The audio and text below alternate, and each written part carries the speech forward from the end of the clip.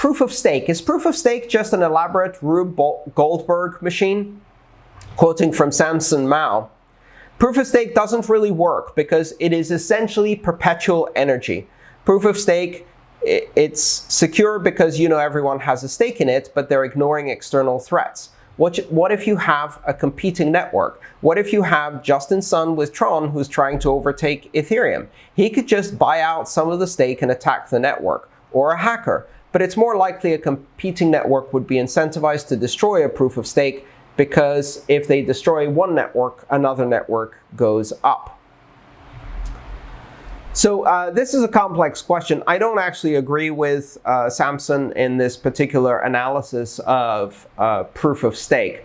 For one thing, one of the challenges with the idea of what if someone buys enough stake is exactly the same challenge that you have with proof of work and markets in general. What if someone buys a big chunk of Bitcoin in order to crash the market by then dumping it on the market?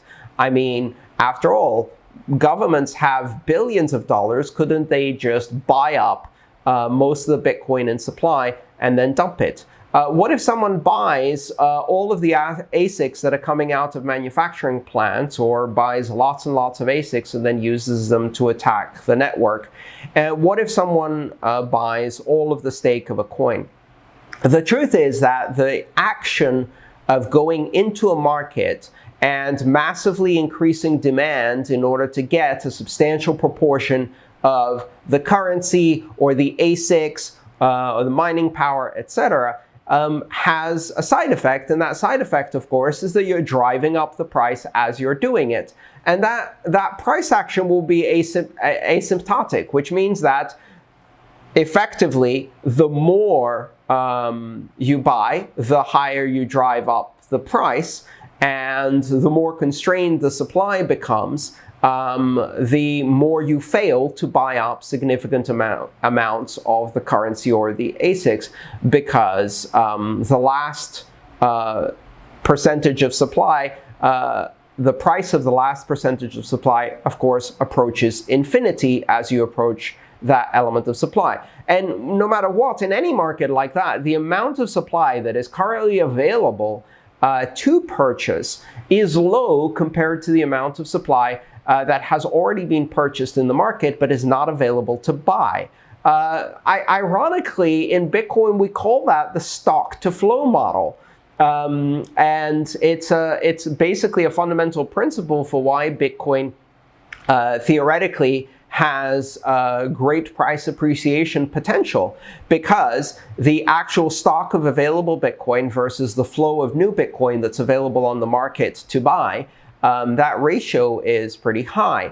That means that there's not enough Bitcoin available on the market vis-a-vis the stock of Bitcoin that is fixed and not available to buy. Same thing applies when you're talking about proof-of-stake systems. So keep in mind, while you're buying up the percentage of stake, you're also increasing the value of the currency that other people already have and creating demand for it. There is a theoretical possibility that you could do this. However, that is no different than the possibility of doing something similar to crash the market with Bitcoin, or doing something similar to crash the market by buying up all of the ASICs. I don't really see the analogy, and I disagree with this. That doesn't mean that I know that proof of stake can work at scale and resist attacks as well as proof of work. I do believe that proof of work has a higher qualitative immunity element than proof of stake. Essentially, the immutability that is provided by proof of work is different and better than the immutability provided by proof of stake. In a proof of work system, it costs money to change the past because you have to expend the energy. Even if you have 100% of the mining, you still have to do the work to change the past. You still have to produce proof of work. You also still have to follow the rules of consensus, or you end up forking the network.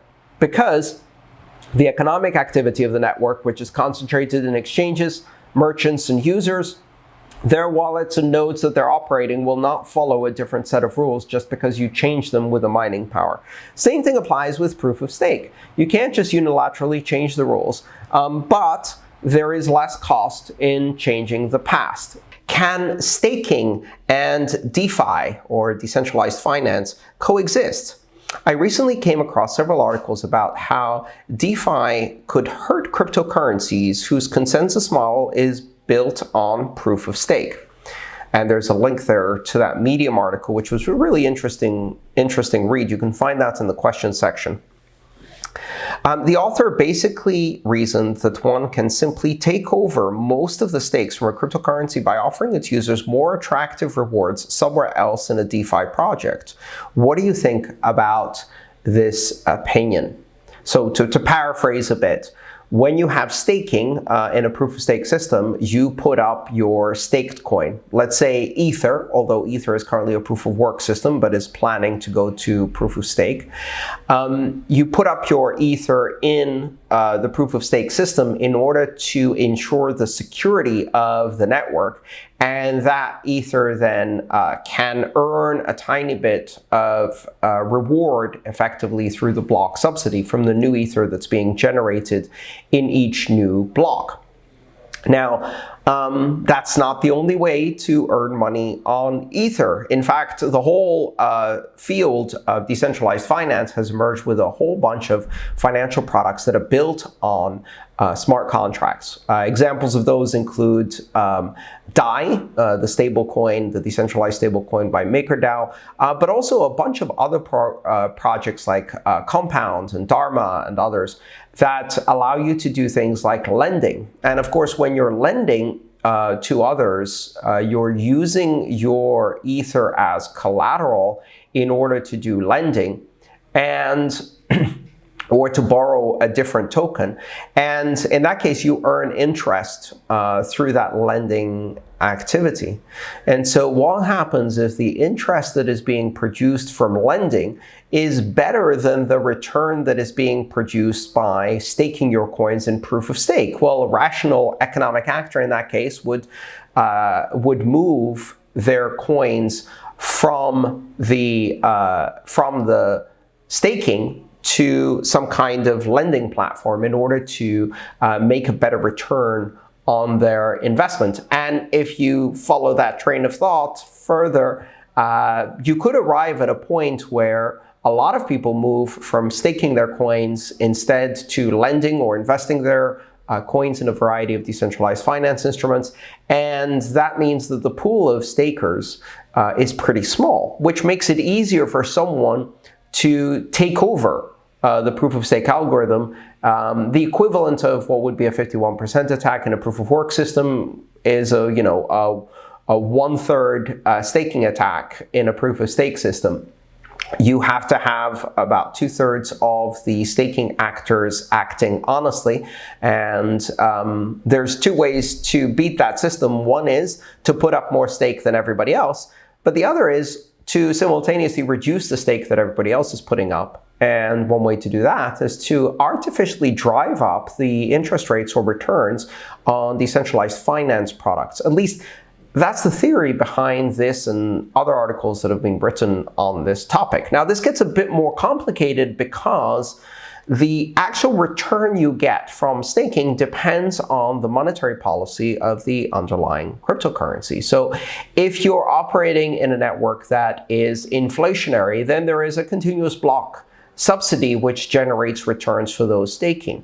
But what if you had a neutral or deflationary monetary policy, at which point you no longer have block subsidy generating lavish rewards, but instead the rewards were diminishing over time?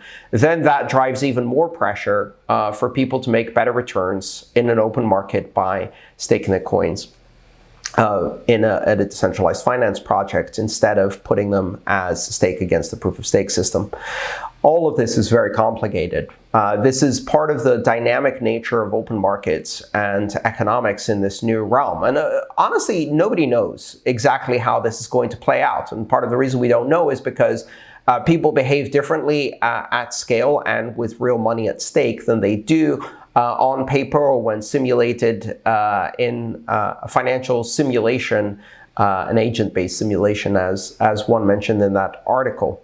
So we're going to have to see. One interesting thing that I didn't see mentioned is the possibility of being able to have your Ether simultaneously collateralizing a loan and staked against proof of stake. I don't know if that's possible, but it might be possible to stake coins that are collateralized in a smart contract against the proof of stake algorithm, in which case some of this problem goes away. And again, no good answers here. This is one of those we're going to have to see how it plays out. And certainly this interplay between how much money is locked in decentralized finance contracts versus how much is locked in proof of stake is going to be a very, very interesting development as proof of stake coins develop in the future.